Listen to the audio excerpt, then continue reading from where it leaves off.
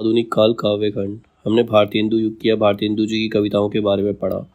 अब भारतेंदु युग के ही कवि हैं बद्री नारायण चौधरी, जिनको प्रेम घन के नाम से भी जाना जाता है।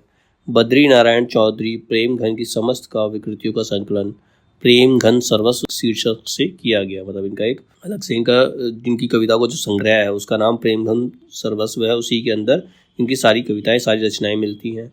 प्रेम घन उर्दू में अब्र नाम से कविताएं लिखते थे। मतलब प्रेमघन जो कौन, बद्री नारायण चौधरी, जिनका प्रेमघन शॉर्ट में नेम था, वो उर्दू में अब्र नाम से, उर्दू में जब कविताएं लिखते थे तो अपना नाम अब्र बताते थे, अब्र नाम से वो कविताएं लिखते थे।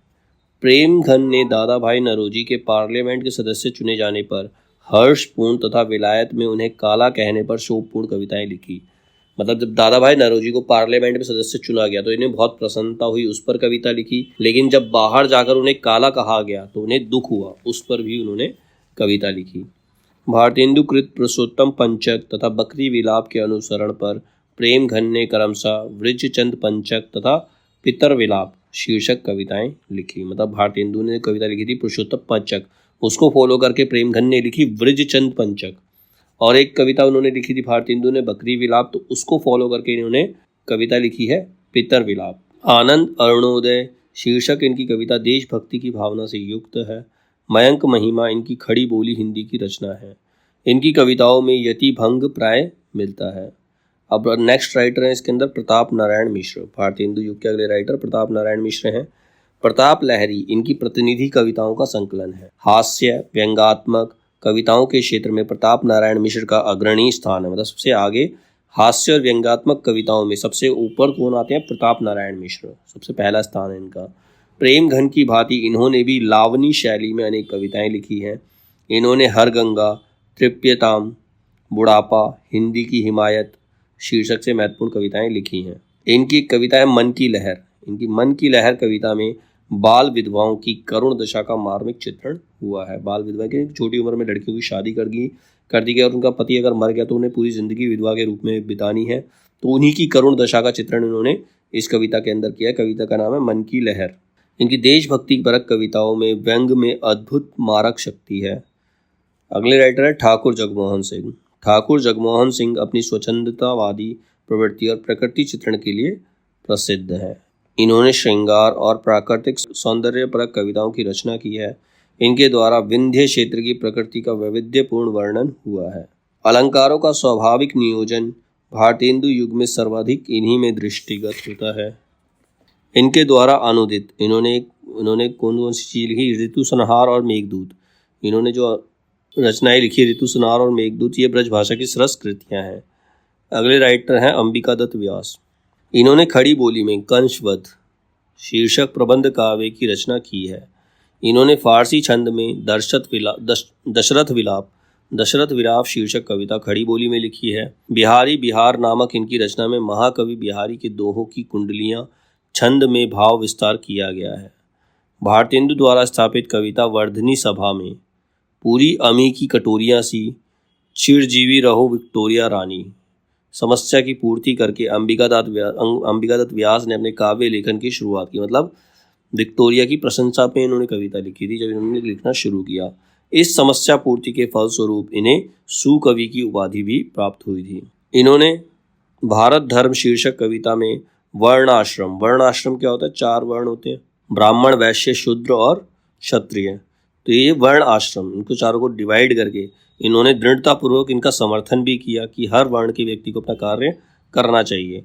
इस कविता में विदेशी वस्त्रों एवं अन्य वस्तुओं के आयात को भारत की आर्थिक बदहाली का मूल कारण बताया। इन्होंने कहा कि हम जो ये विदेशी वस्त्रों का इस्तेमाल करते हैं, उनकी वस्तुएं जो खरीदते हैं, इसी के कारण से हमारी जो दशा है वो खराब है।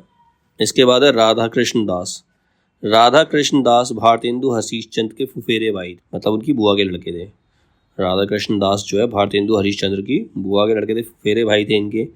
भारत 12 मासा और देश दशा समसामयिक भारत के विषय में इनकी प्रसिद्ध कविताएं हैं। इनकी 2 कविताएं प्रसिद्ध हैं कि भारत 12 मासा और दूसरा है देश दशा। इन्होंने रहीम के दोहों पर कुंडलियां छंद की रचना भी की है। अब भारतेंदु युग के प्रमुख समस्या पूर्ति संग्रह और उनके कवि कौन कौन है, तो पहले कवि का नाम दे रखा है, फिर वो समस्या पूर्ति संग्रह है। तो पहले कवि है गंगाधर, जिनको द्विजगंग भी कहते हैं, तो इनका समस्या पूर्ति संग्रह है समस्या प्रकाश।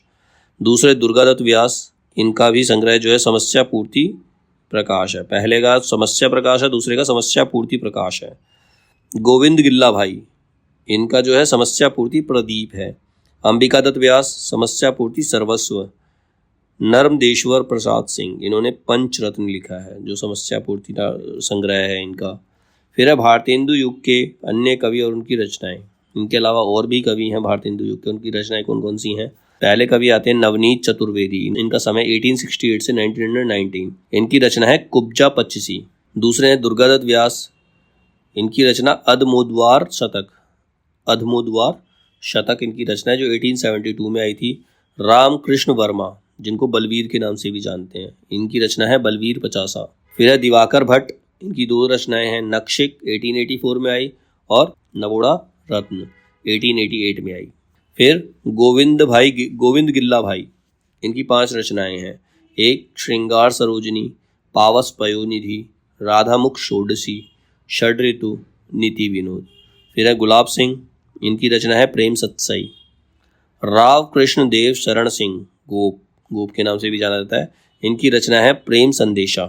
राजेश्वरी प्रसाद सिंह, इनको प्यारे के नाम से जाना जाता है, इनकी जो रचना है वो है प्यारे प्रमोद। अब भारतेंदु युग के अन्य बिंदु क्या क्या हैं। अयोध्या प्रसाद खत्री ने अपनी रचना खड़ी बोली आंदोलन 88 में काव्य में खड़ी बोली का सूत्रपात किया था। काव्य में खड़ी बोली का सूत्रपात किया अयोध्या प्रसाद खत्री ने। उनकी रचना थी खड़ी बोली आंदोलन। इस कृति में ब्रज भाषा और अवधी की रचनाओं को हिंदी साहित्य के अंतर्गत स्थान देने से मना कर दिया गया था। इन्होंने खड़ी बोली पद्य की 5 शैलियाँ बताई। खड़ी बोली पद्य की कितनी शैलियाँ होती हैं? 5। कौन कौन सी हैं? मौलवी शैली, मुंशी शैली, पंडित शैली और मास्टर शैली। सरयू प्रसाद मिश्र ने ब्रज भाषा पद्य के लिए संस्कृत वित्तों का इस्तेमाल पद्यबद्ध भाषा अनुवाद में किया, मतलब उसको ट्रांसलेट करके उसका इस्तेमाल किया। तो ये था भारतेंदु युग और उनके युग के कवि।